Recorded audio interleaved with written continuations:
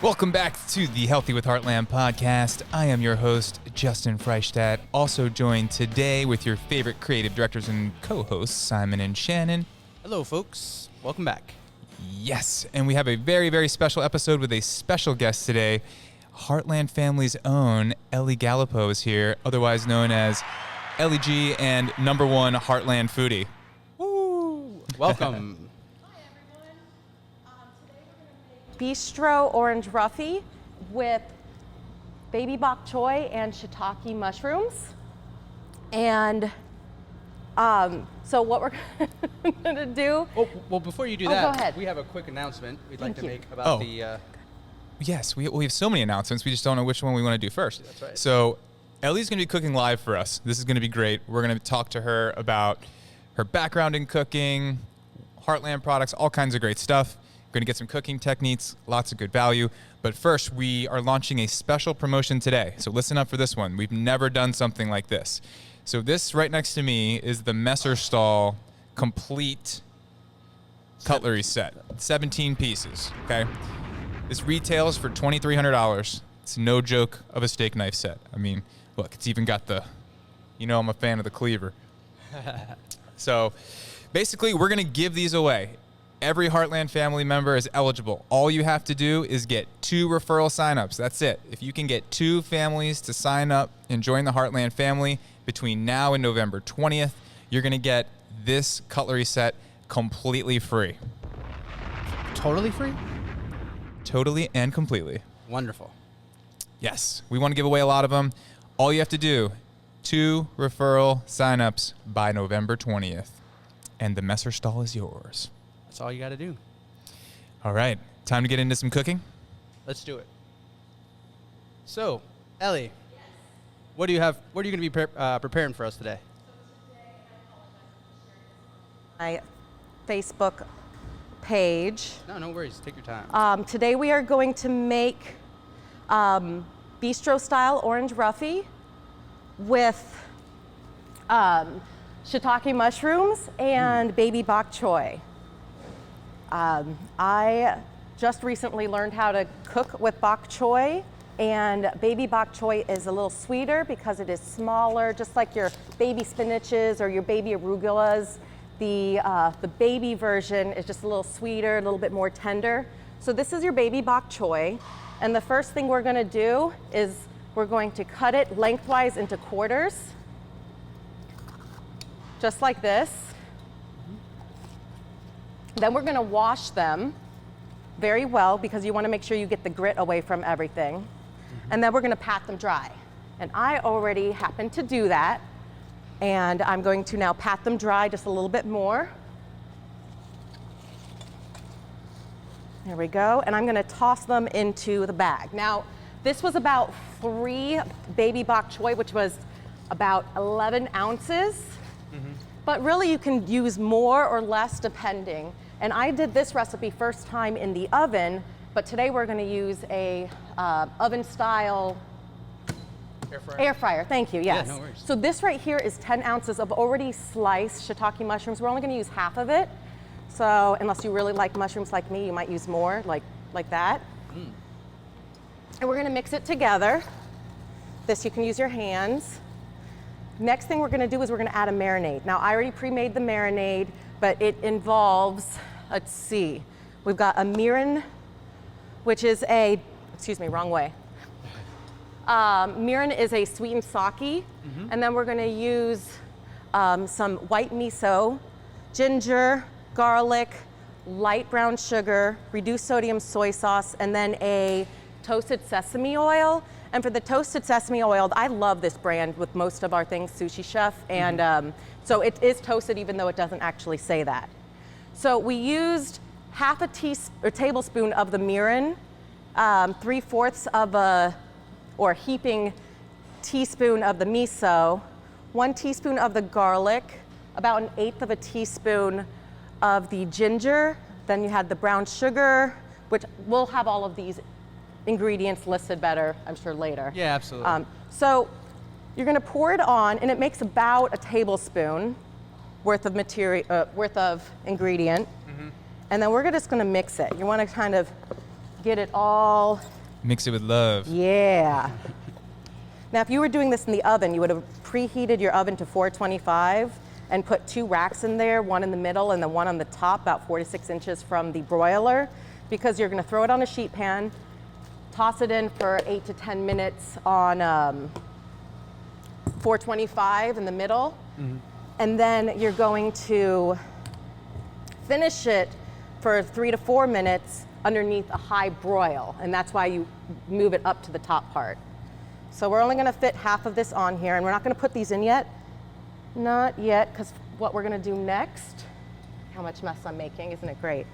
If you're not making a mess when you're cooking, then you're just not having fun. That's what I say. Drop a bomb on that All right, one. so I'm switching gloves because I made a mess. And next we're gonna get over to the orange roughy. So let's May talk I have about the some orange roughy. Yes. Now, I just started using orange roughy. Actually, I started using all the fish, a couple weeks ago. I usually cook it at my neighbor's house since my husband has an aversion to seafood. So Is it the smell in the house? it is, and I don't blame him. I mean, it smells amazing to me, but if you're not a huge seafood fan, well, thank you. So here's our orange roughy from Heartland, of course. And we don't need to use this anymore, so we're gonna just cut this open. So I already have it cut, but what I wanna do before I do the mess with that is take 1 cup of all-purpose flour. This is unbleached white, or unbleached all-purpose flour. We're gonna dump it into a shallow dish, and we're gonna twist in some salt and pepper. And whenever you're doing multiple layers, like if you're having eggs and then you're doing a milk or water or flour, always season all the layers.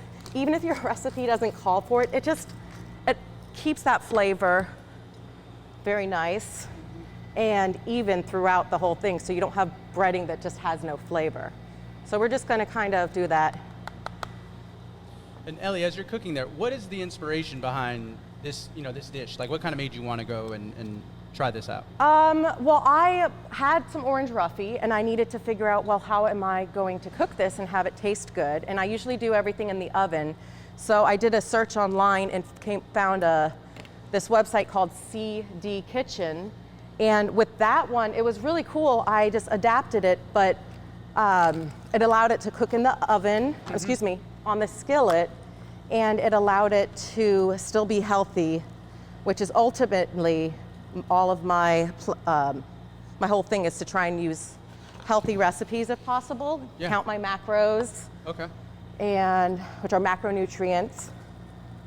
Yeah, and then the vegetables, I only just a couple days ago used baby bok choy, and it was just so amazing. Bok choy, if you haven't had it, is like refreshing and crisp. It doesn't have as much flavor as some other vegetables. They take on what you're cooking with.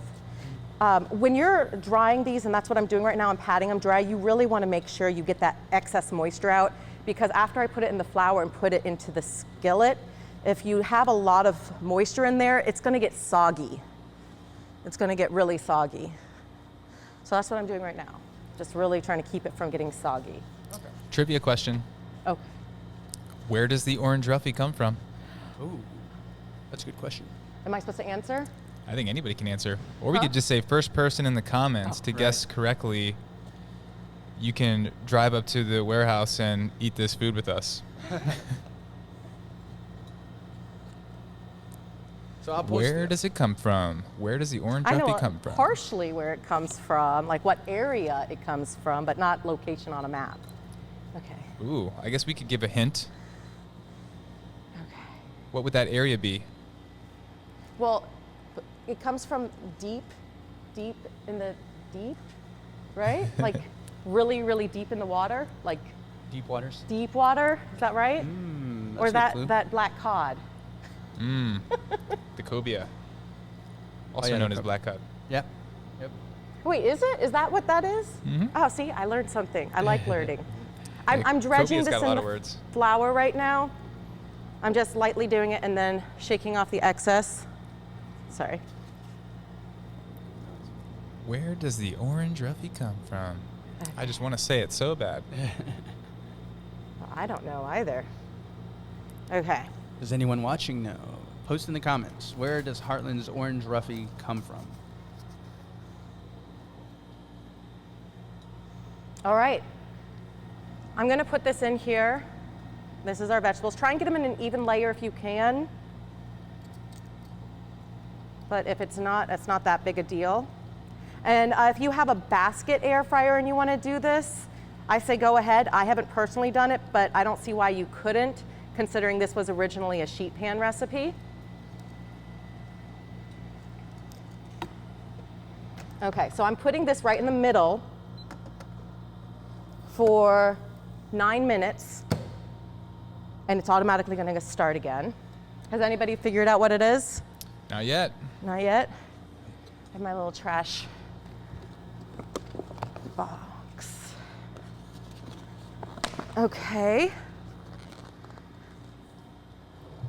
What's next? Let's get to the fish again. And Ellie, what started this love or this passion of cooking? Like, where did that start? Well, I cooked with my mom in the kitchen a lot. I was a vegetarian for 7 years, and so my mom, my dad cooked too, but my mom liked trying to cook vegetarian meals for me. My dad was a meat eater all the way. Yeah. So even if I had a vegetarian lasagna, he would still be like making sides of bacon or have like chicken on the side. Nice. And I don't know, it also happened to help me know what I'm putting in my food as opposed to eating out. I save money by cooking all the time at home. And I'm very like driven to want to try and do everything. Right. And so it just is easier. And I can change stuff to where I am. I'm one of those people that doesn't like cilantro. Oh. So I can cook stuff without cilantro now. And it's just wonderful. I'm so interested by that. Does it taste like soap to you? It does. It's a genetic thing, and don't ask me to remember all of that, but I know it is genetic, and it's fascinating, but I can't remember all that. I've got 1 tablespoon of unsalted butter. I love cilantro. I put on everything. And we're gonna melt, whoa, that's melting quick. So this is an induction burner, which I'm using for the first time today. It's really cool. We're taking 1 whole clove of garlic. I sliced it in half, and we're gonna put it so that it is this open size down. And we're doing that so that we can, I just did it the wrong way, that's okay. So that we can have the flavor kind of infuse into the oil. And we're getting really nice and delicious. And we're gonna be cooking the orange roughy right in here. 3 to 4 minutes on one side, then we're gonna flip it. And we're gonna sprinkle on some seasoning or some herbs and squeeze it with lemon and some white wine. And I'm going to start that right now. Is there a type of wine that you use, or is it just like a cooking white wine? Well, you want to use a dry, listen to that. Wine. Let me turn it up just a teeny bit, because you want to get a sizzle. It needs to be a dry white wine. Okay. But to be honest, one of my favorite ones for cooking is Holland's House. It is a slightly dry white wine. An interesting fact, I was at Wegmans trying to get some more of it, and I was looking, I'd never gotten it from Wegmans, and I was looking in the alcohol section, and they said it's in the grocery section because it contains salt, which is why it can be on regular shelves. It doesn't have to be it doesn't have to be with the wine. Interesting. I didn't know that. Now I wonder, do they still card you when you purchase it? No, because you're not supposed to really drink this. Right. Like you're not supposed to, it cooks like that. Keyword supposed to. Yeah. So, we'll know it's ready to flip when it starts to brown just a little bit. Okay. So that's how we're gonna know about that. The seasoning we're gonna end up putting on top is just a pinch of our thyme, of our basil, and our parsley. And that a pinch is about 1/8 of a teaspoon. And all of these measurements I've been giving you are based on cooking 4 fillets, but we're only cooking 2. It still works just as fine. The only thing is maybe, depending on how much extra seasoning you like on your food, you can use all of this or some of it. I like the seasoning. I think it goes really nicely with it. And you want, usually when you're making sauces, even if you split a recipe in half, you really want to use the full amount of recipe for the sauce, unless you're shrinking the pan size a lot, because otherwise your area, oh, I can smell it. Yeah. You can smell the butter and the garlic. It's so good. And that's another reason why I love cooking, because I love eating. Oh, Getting hungry me and over you here. both. How do you like that induction? It's pretty nice. It's pretty nice. I've cooked it now 3 different ways. The first one was on a gas stove, and the second one was just on a glass cooktop, and now this. I mean, it's pretty much, as long as you have a stainless steel skillet with it, it's fine. And it doesn't have to be non-stick. The first time I did it was with a non-stick, but it doesn't have to be, because as long as you don't move the fish until it's ready to release. Okay. If the fish isn't ready to flip, it will stick to the bottom of your pan. So it doesn't have to be a non-stick skillet. And when it's ready, it'll just pick up nicely. Yeah. I haven't yet perfected that part with this, since I'm still new with cooking fish. I always say that all pans are non-stick if you know how to use them. Yep. Exactly, yeah. Yep. Okay. But that one, so induction, works off magnets. Okay. So it's super low energy cost. That's why a lot of people are putting them in their house. Right. And like literally you can boil water in 30 seconds. They heat up so fast. Wow. Yeah. And it's pretty safe because the actual induction doesn't really heat up like a gas stove or something like that. It's the actual pan and like the magnets. It's using the magnets to charge it, right? So if you take the pan away, the stovetop won't be hot to the touch. Yeah, every time I lift it, it says EO. Yeah. It might not really be saying EO. Yeah. Yeah, it could be saying error. Error, yeah, sorry. That's Error. Okay. But Ellie, what is your favorite way to cook? Like if you were going to cook anything, like what's your favorite way? I and love why? the smoker. I love Okay. my dad would always love the smoke rings, and getting that, just going to the Renaissance Festival is where I immediately think of smoking meats, and getting that big turkey leg. So I love doing that. But it can be very time consuming. So I will say, if not for as far as convenience goes, my absolute favorite is the oven. Okay. I love sheet pan dishes, things that I can put everything onto one sheet pan and throw it in the oven, and then empty the dishwasher or load the dishwasher with all this mess I've made. So I'm gonna attempt to flip this one. We have 2 different sizes. We have a flat orange roughy, and then we have a more of like a fillet. So I'm fairly confident that this flat one that was good. There we go. And you can see that little bit of browning that you have. It smells wonderful. But I do like cooking on this, I like, what is it with the fire when you flambe? Flambe. Yeah, I did Oh. that for the first time, and it's very difficult on an electric glass cooktop, because you have to get a lighter in there. It's very scary too the first time. So we're gonna flip this one too, we'll see. You can, if you're not certain, you can just kind of, just try to poke it. You see how it's moving? It should be ready. So now that I flipped them, I am going to sprinkle with my seasoning. Again, that's just pinches of parsley, thyme, and what's the third one? Basil. Thyme has a very earthy flavor. So if you're not really big into that, then just go a little lighter on the thyme. But it pairs very nicely with the lemon that we're about to squeeze on. And then if we do this right, we'll be eating those garlic cloves too. Okay. Justin, do you have any dad jokes with time? I was going to say we're running out of time, but I wasn't. Or this meal's gonna be ready just in time. Ooh. There we go. I like that. All right. And 1/4 of a cup of your white wine. It said to add it slowly, but I really like this effect. And you can hear it. Oh, yeah. It's so good.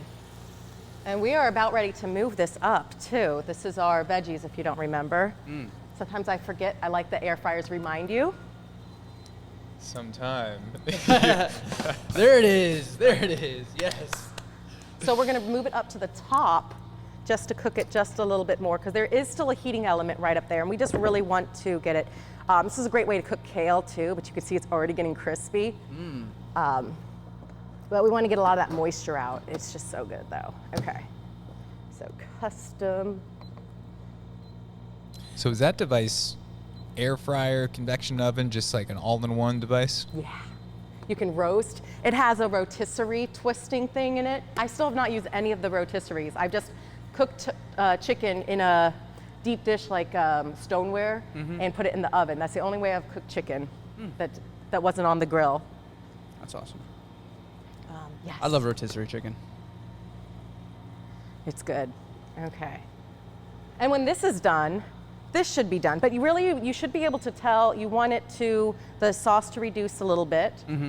Let's clean up our mess a little bit. Here we go. So you mentioned that cobia is also black cod. That's essentially what it is. You just got new cobia, didn't you? We did. Can you tell me about that? We just got the new Cobia Burgers. So I'm going to drop the bomb for that. Because if you're not, necessarily into eating fish or anything like that, I feel like cobia is a really good way to kind of incorporate that into your diet. And what better way than a burger? So we've had the cobia fillets, but now we have the Cobia Burgers. So if you haven't tried them, make sure you get them on your reorder. They're really awesome. And Elle, we have a special surprise for you, but we'll let you know off camera. I like surprises. We also have the Salmon Burgers too, which That's I right. tried, and they are delicious. I haven't tried those. How'd you That's do next.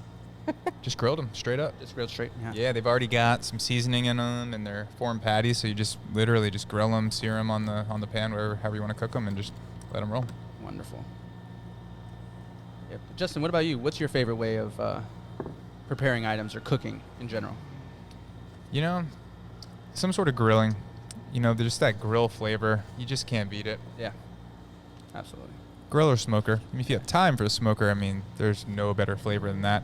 But it's kind of like the cilantro thing, right? Yeah. You either love that or you hate it. So Right. personal preference, whatever works for you. Yeah, I feel like the smoker, like you said, is definitely a labor of love. Like you have Yes. to want to be out there and doing that because it's really intricate. And Elle, you can speak to that. Like in terms of like smoking meats, because we tried your pastrami that was out there, that was phenomenal. And I just remember, seeing that smoke ring and those kind of things out there. How long does something like that take you? Well, to get a smoke ring, ultimately I think it's just an hour. So it was when it absorbs in your smoke. Mm-hmm. That first 30 minutes to an hour in the smoker is where you get most of that smoke flavor. Nice. I like to do a lot of the smoking, and I have an amazing mentor, but I am just still learning so much, all of these different things. And then Techniques and stuff. there's the with water bath, without water bath. Do you use chips or chunks? Do you soak them or not soak them? But that smoke ring, it's an aesthetically pleasing look. Okay.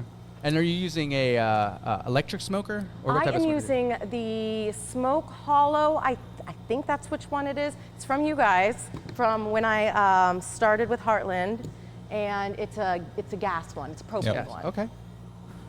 Yeah, they generate a little more smoke than the electric. Mm-hmm. But the electric, well, they both self-regulate, but electric's digital.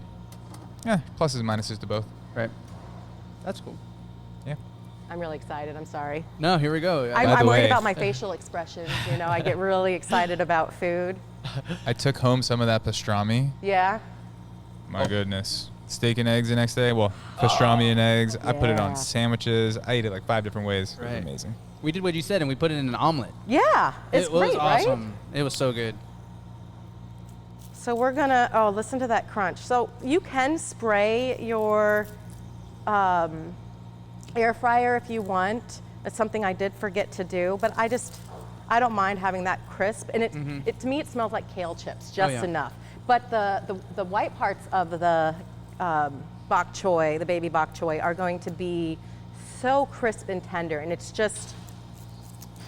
you wouldn't expect something to be so crisp and juicy at the same time, but they really are. That's wonderful.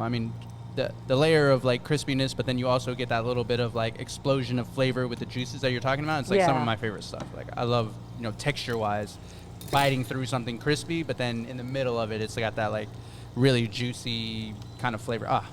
I can smell it right now. I'm so hungry. This is my hungriest podcast we've been on. And so usually I like to cook the rainbow. So I would have had a third thing on here, probably either the carrots or maybe even the mixed veggies Yeah. that you guys have. But I just was, I had to tone it down. I had to, do less. I do like to try and overachieve. Don't look at the pan because it's stuck a little bit. And then you're supposed to be able to take some of this sauce, which I'm a lefty, but I'm Working with the right. Yeah, Let it drizzle. and just drizzle Oh, yeah. it on top. Yesterday when I did this one though, there was no sauce to drizzle. And then let's get a piece of that garlic. There. This is a fish spatula. Mm-hmm. They have ones that aren't metal, so if you're using like a non-stick style, then you don't want to usually use the steel. Okay. But they help because they're a lot thinner. To try to get underneath. Yeah. Yeah, So- good angle. That's it. Do you want to Oh, absolutely. Yeah. share it? We can share one. Or I'm you gonna can have to each pop have the one. Invisalign out. Yeah, I know. I'm just saying. I have mine in too. Thank you. There we go. Looks wonderful. I didn't bring any there we go. utensils. I'll grab some. So I guess I'll just answer my own trivia question here. Any final guesses? Country of origin for? Go for it. Sorry. I got too excited. Is it Brazil? It is not Brazil. What do you think, Shannon? You got a guess? It's not Argentina. The ocean? Yes. But what ocean? All right, I'm gonna spill the beans. All right. Our orange roughy is sourced from New Zealand. The tropical waters of New The Zealand. Philippines? That's very cool. New Zealand. New Zealand. Oh, New Zealand. Oh, I thought. New Zealand. I was going to say like Aussies, but that's Australian, right? Not New Well, Zealand. they're close though. They're close. Yeah, right? Right? Yeah. They're probably pretty cool. Yeah, they're neighbors. Yeah. A little rugby in New Zealand. Here, let's try this. May I have a fork? Yes, I took out absolutely. my Invisalign. I did it off camera. Here, I'll just take a little edge here. Go for it. And I do have more of the veggies that we can cook.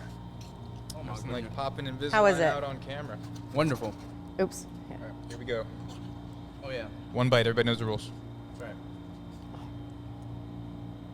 Delicious. So good. It is. I love orange Oh, man. roughy and that lemon. And you can It's got a serve little it bit of and the squeeze a zest. little bit more lemon if you want. That is perfectly cooked. Oh, thank you. Oh, Justin reaching for the greens. Yeah. I'm a Bok Choy guy, you know? Okay. Let's see how.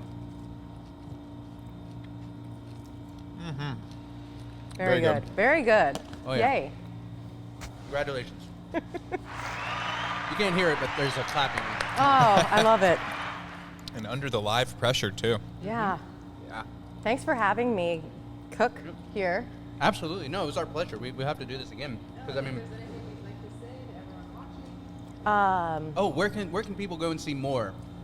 So I have a Facebook business page called just Cooking with Ellie. And then on Instagram, it's Mad Scientist LEG, and that's ELLEG. And that's where you can find me on either of those. And yeah. You can see That's more it. of the wonderful cooking, and I know I am always inspired by the posts that you have, especially in the Heartland Foodies or on Instagram. I see them all the time.